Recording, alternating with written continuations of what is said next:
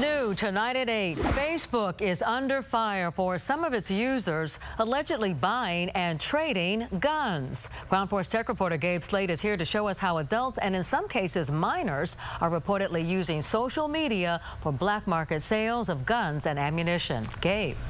Hey, this is Richard Byrne Riley. He's with VentureBeat. He's the reporter who just broke this story. He shares with us the eye-opening experience he had when gun shopping on Facebook. You'll hear from him in a moment. Before that, a little bit about the grassroots movement, the citizen journalists and activist groups like Moms Demand Action, who brought this story to the mainstream media.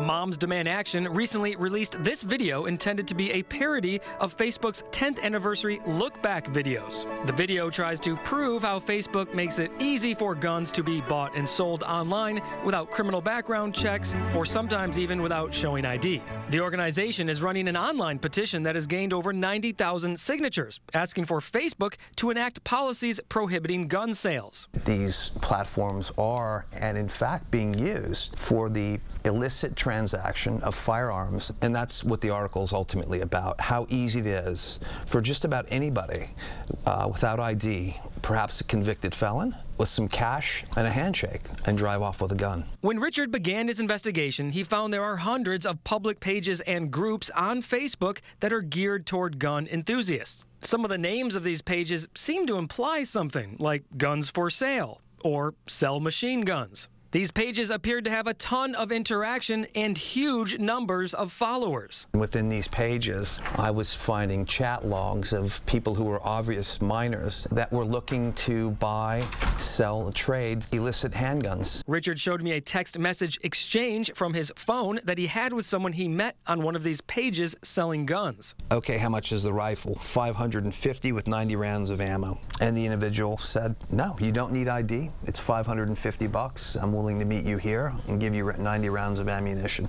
No questions asked, no ID. There was a junior high school student in New Mexico who was really adamant that he wanted to trade his 30-gallon water fish tank for a handgun or a gun of some sort. I found if you spend a few minutes on any of these pages, you will be surprised how easy it is to find a gun for sale. A lot of the posts, like this one for an AR-15 machine gun, has the seller's phone number and email included in the post. Majority of the people using these pages, of course, are in fact legitimate buyers and sellers. They are following the letter of the law to conduct these transactions. True, and keep in mind, Facebook has over 1.2 billion users. We're talking about a tiny fraction here that is abusing the system. There will always be a dark side to social networking. It's a place where people meet, and wherever people meet, some of them will do bad things, whether it's in a dark alley, nightclub, or on a social network. It brings up a lot of questions as a society we have to face. The law-abiding gun enthusiasts should be able to have their hobby pages